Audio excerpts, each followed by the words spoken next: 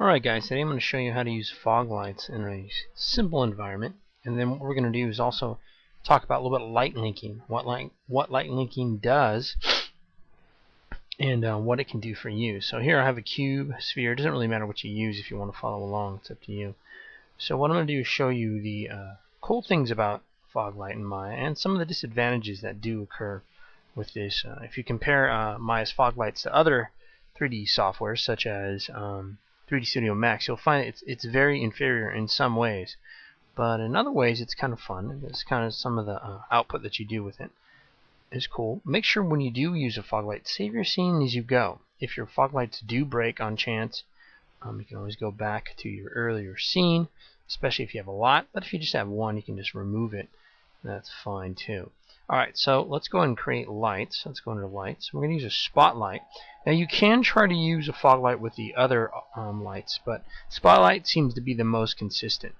The other lights can give you a little bit of trouble sometimes and disconnect. At least earlier versions of Maya have done that. I'm not really sure if 2010 is an issue or not. So let's go in here and do a spotlight. Now the one thing you have to do when you first make your light, and you do want to use a fog light, you want to scale it up.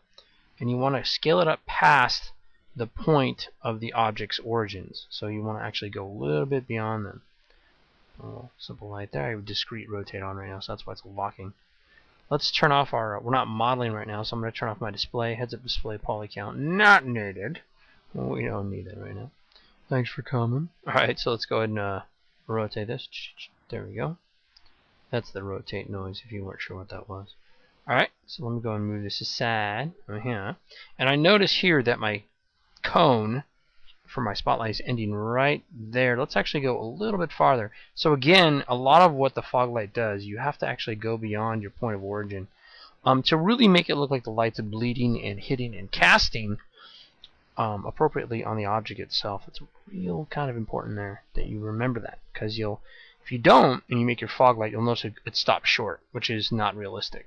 The dust only goes up in the y-axis and on the ground. It never shows up. My house is never dirty. Alright, so that doesn't make sense. Sorry, I'm full of cartoon voices. This is what I do. Alright, so we got the fog light set up. So now let's go and get ready to make the fog light. Let's talk a little bit about a little bit of review here. We'll talk about the properties here for our spotlight in general. So we want to soften it. We don't want a hard edged. I mean, if you're doing a spotlight that's really close by and locally, maybe even connected to theater play or something, you can have it hard edged. In some cases it might be for a spotlight. Outside of a theater setting might even be a little bit hard edged. But I like to give it a little bit of softness, because a little more believability to it. And we can also mess with the cone angle too. So we'll leave it probably a cone angle right about there. And for the softness, we'll mess with the penumbra, this guy here. So if we go -10, it's a softer one. We go to +10, you'll notice it's still fuzzy on the outside, but it's a little harder in the middle. So that's actually kind of nice. And drop-off controls how quickly the light seems to dissipate from its point of origin. So like how does it drop off, in other words. Alright, so what we want to click on is light effects. Very important, because this guy is where we turn on the fog linked to a light. Now we're not going to be talking about in this class, material and lighting, we're not going to be talking about using Maya's real fog. That's kind of a beast to render in those 3D volumetrics. They can be kind of a problem. We were doing a fire effect for a trailer we were working on, and it was a 40 gig file just for a couple, actually about 3 areas of fire. So it's not really as streamlined as it could be. There are other specific effects tools that work a little bit better. So what we're going to do is just mainly talk about the fog light connected directly to the lamp. So light fog, what we're going to do, you can mess with the spread, the intensity, but let's go ahead and turn it on. So I turn it on light fog, we've activated the node. And when this is active and an attribute shifts and changes, this allows us to mess with the density of it. You can see it kind of get on dense or as dense. We can mess with the color. So if we want like blue fog, a little bit hazy blue, we can put that in there. And you'll notice instantly a fog appears on your scene. This little blue deal shoots out, and we want that to be there. We want it to go past the light. Now again, if your light's too small and you had a fog light, it has a tendency to stick to where you left off on your scale. So going beyond your point of origin is ideal. So we got density messed up. I mean, set up, excuse me, messed up. I shouldn't predict. Alright, we have density set up. So let's go and shift back into our original light.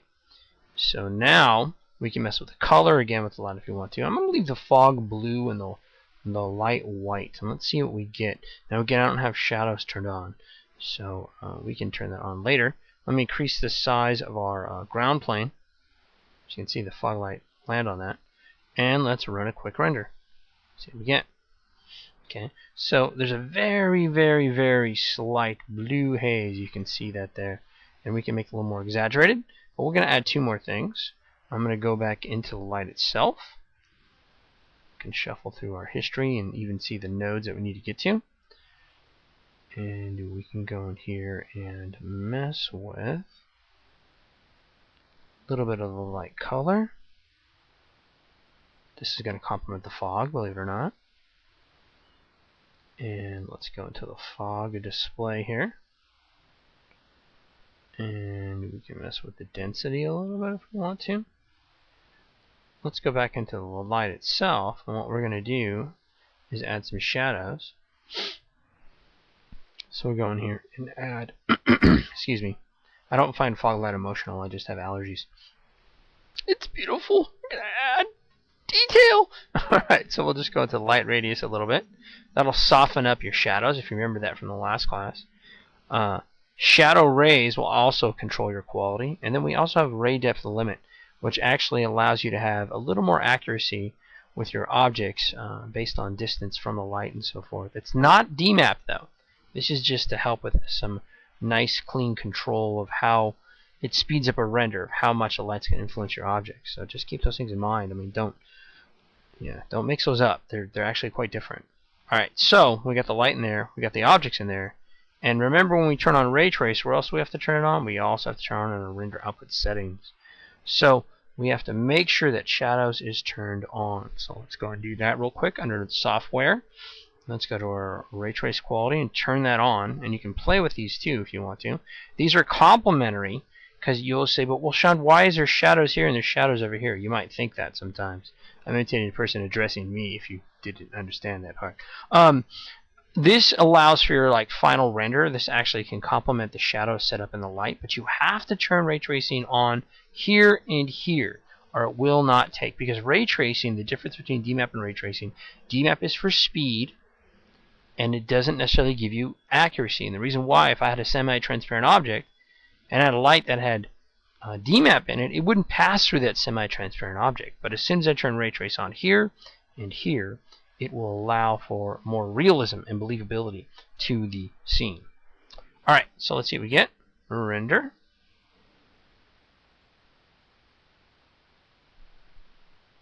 Now you notice it's always takes a little bit longer. I don't know if you see it, but there's a very slight blue fog there. So let's thicken it up. And again, as you render, you can save your output. And you'll remember how to do that. You can go in here and click on the arrow, pops it in the box right there. So let's go and make this a little bit thicker. Let's go back up to our fog area. So we can mess with the density. We can say, hey, you know what, the density, I want it to be a little bit stronger.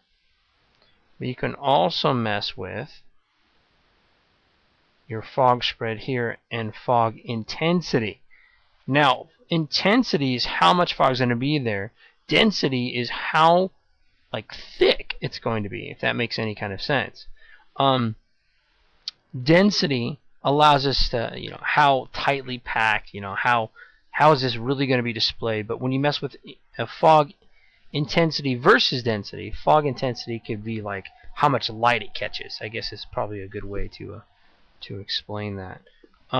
It's a tricky one. It can be confusing. So let's go do a render. There we go. Check it out. Pretty cool. You can see that. Ta-da! On their final appearance, cube and circle will now do interpretive dance. Alright, so let's go and save that one too. And again, you can compare. You're like, oh, before, after, before, after, before, after. Pretty cool. Alright, so we got those two guys. Really cool. All ready to go. And now, let's see, we have fog light. Let's actually do something a little bit cooler. Not necessarily more advanced, but cool.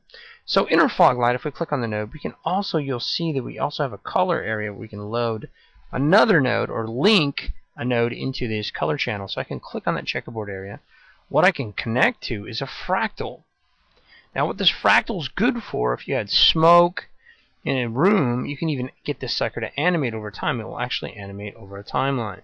So every time you animate your scene, you'll notice that that fractal gets animated. You can mess with the time, the ratio for it. You can mess with the color if you want to. So let's see what that fractal looks like. So let's pull up our renderer again, save that last one, and render again. And you'll notice it's changed a bit, but if you look really good, you'll see noise in there. You can also change the color of the fractals. Let's go to color balance. Instead of boring gray, we'll do like maybe a little bit of green, maybe, if we want to. Or we can do a little bit of like colored green. We can do a little bit of like maybe reddish. Ew, it's weird. And color offset's a strong one, so you gotta be careful with that guy. You can do alpha as luminous. Now, you don't have to worry about that one so much. You don't have to turn on everything in here. In other words, what is the light's passing through, or where the fog is more transparent, it's going to glow a little bit. We don't need that. You can even do amplitude. You can do threshold. How strong is it? You can do ratio, kind of how the frequency of it. Okay. And then we actually the ratio is like how detailed this guy is going to be. It's almost like a blur effect. But they have frequency ratio, which actually kind of mess with the spread and how focused it's going to be. So, again, some of these things are redundant in their words, but they really do two different things. They sound like Tommy Two Times from the gangster movies. They do level minimum, level maximum. All right, so now let's do a render. I make myself giggle. That's what's important. Alright, so you see there's not much of a change here. Now, hopefully it didn't break. It does do that sometimes. So what we're going to do is going to over-exaggerate. Remember I said stay away from the color gain? Excuse me, the color offset. But we're going to mess with it. Because we really want to exaggerate this color in here. And there is a chance it could have broken, so hopefully not. Then we just make another one. And render. Hey, it's in there. So we see a little bit of red. We can make it ridiculous, or extreme ridiculous, which is also known as redonkulous. You can go in here and turn up that color a little bit more.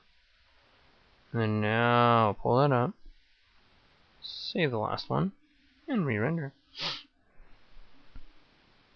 Hey, cool. So it's got a little bit of noise in there, and you can tell because you can see some of the thickness in the middle and some of it bleeding out a little bit in different areas, and that's because as you get closer to my penumbra area, which is smooth on the outside, it'll start to fade a little bit. So this is really cool. So it allows you to have some really cool effects. If there was a fire, if there was magic involved, and there was purple smoke, you actually have that option to customize all sorts of cool stuff with this guy, which is really cool. Alright, so there we go. He didn't break on us. Yay! But say we don't want the light. Now if we pull up our last render, we don't want the light to affect the cube or the circle. What you can do is disconnect or what's the word I'm looking for? You can make it not talk to it. You can have it so it no longer is connected to that particular object. Again, I get excited about 3D. I start to stutter. Alright, so let's go in here. And let's mess with our relationship editors. Now the relationship editor is the fastest way to get there. You can actually get here to the light linking through rendering if you're in the rendering topic. And you can go into our lighting and shading and light linking editors right here. Or say you're in modeling but you don't want to get out of it. You can also hit your hotbox to get there. And this allows you to go to your relationships. And so what we're going to do, though, is we're going to actually play with this guy a little bit more. We're going to actually go in here, and we're going to go to our relationship editors under Windows. And again, you can do that through the hotbox. And you can go to our light linking. So we're going to do light-centric. And what that means is light is the main object that you're going to prevent from influencing other objects. You can do it differently. We can do object-centric, so you can disconnect the objects on this side to the light. And the only reason that's there if you have more of one than the other. That's pretty much the only real reason, because they both do the same thing. So I'm going to do the spotlight, and say I don't want the spotlight to affect the cube. All I have to do is click here, and it's disconnected. It is really that easy. So now you can test it out. I can minimize that for a second. We can run another render.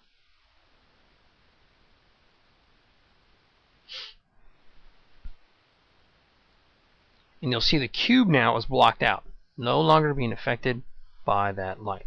It's almost as if it's been masked.